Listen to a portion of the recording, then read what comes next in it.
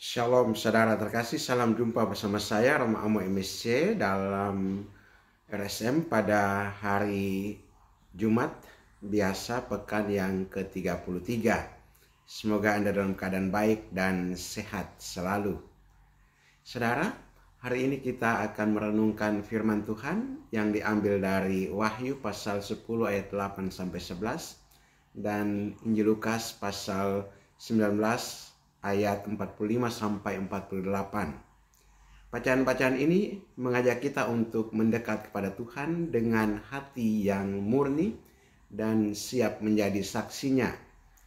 Mari kita siapkan hati kita untuk mendengarkan renungan dan merenungkan sabda Tuhan ini.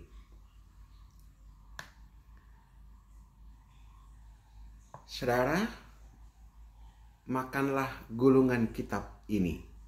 Dalam kitab Wahyu pasal 10, Yohanes menerima perintah untuk memakan gulungan kitab kecil yang diberikan oleh malaikat.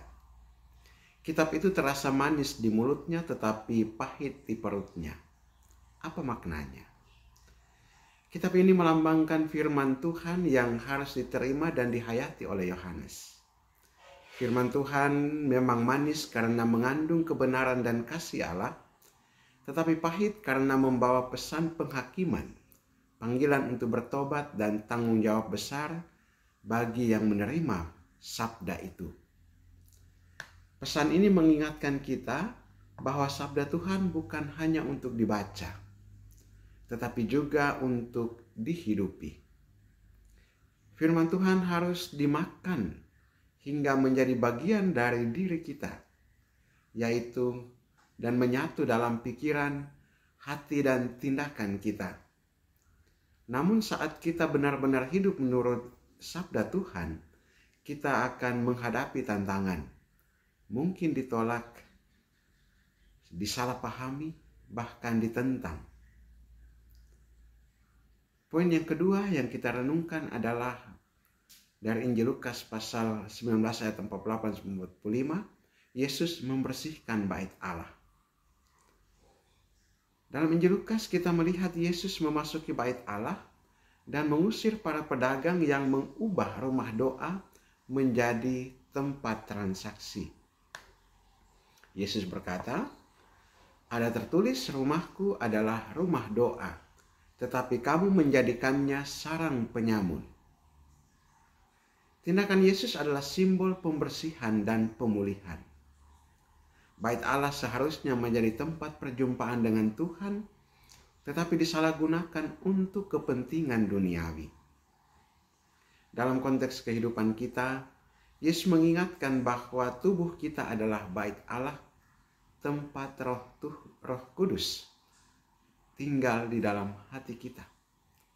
Sama seperti Yesus membersihkan bait Allah, kita pun dipanggil untuk membersihkan hati kita dari hal-hal yang tidak berkenan kepadanya.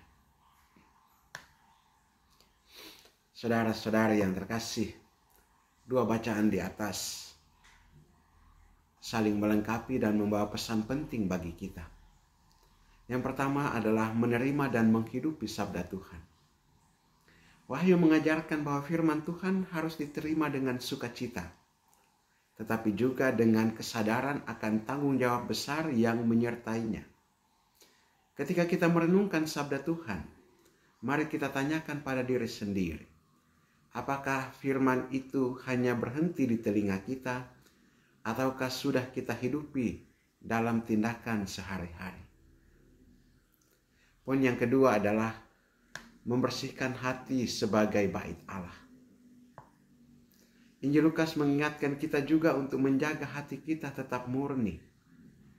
Hal-hal duniawi seperti keserakahan, kebencian, atau dosa lainnya seringkali merusak bait hati kita. Yesus ingin agar hati kita menjadi rumah doa, tempat di mana kita senantiasa berkomunikasi dengannya dan hidup dalam kasih. Poin yang ketiga adalah sabda dan hati yang bersih, kunci kesaksian hidup. Saat kita memakan sabda Tuhan dan membersihkan hati kita, kita menjadi saksi yang efektif di tengah dunia. Dunia membutuhkan orang-orang yang tidak hanya berbicara tentang kebenaran, tetapi hidup dalam kebenaran. Saudara-saudara yang terkasih, aplikasi praktis sabda Tuhan ini atau firman Tuhan yang kita dengarkan hari ini untuk kita. Yang pertama adalah merenungkan sabda Tuhan. Luangkan waktu setiap hari untuk membaca kitab suci. Tetapi lebih dari itu, hidupi firman tersebut dalam tindakan konkret.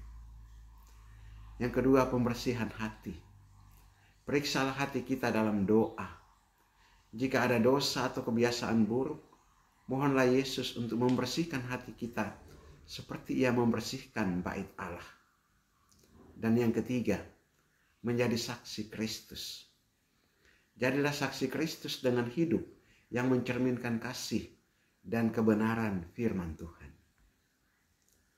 Saudara-saudara yang terkasih, firman Tuhan adalah makanan rohani yang memberi kekuatan, tetapi juga tanggung jawab. Mari kita membuka hati kita untuk menerima firman itu dengan sepenuh hati, dan biarkan Yesus membersihkan hati kita agar menjadi bait yang layak baginya. Marilah kita berdoa.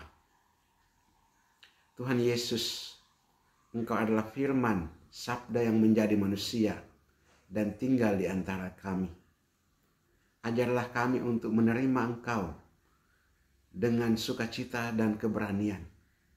Bersihkanlah hati kami dari segala dosa dan jadikanlah kami saksi-Mu di dunia ini. Engkau yang hidup dan berkuasa bersama Bapa dalam persekutuan dengan Roh Kudus Allah sepanjang segala masa. Amin. Terima kasih saudaraku telah mengikuti renungan ini, dan jangan lupa juga untuk menyukai bila renungan ini berkenan padamu, berlangganan bila renungan-renungan yang ada di channel ini membawa perubahan dalam hidupmu atau tersentuh bagimu, dan juga membagikan video ini agar lebih banyak orang diberkati oleh sabda Tuhan. Berkatalah yang mau kuasa turun dan tinggal atasmu, Bapa dan Putra dan Roh Kudus. Amin.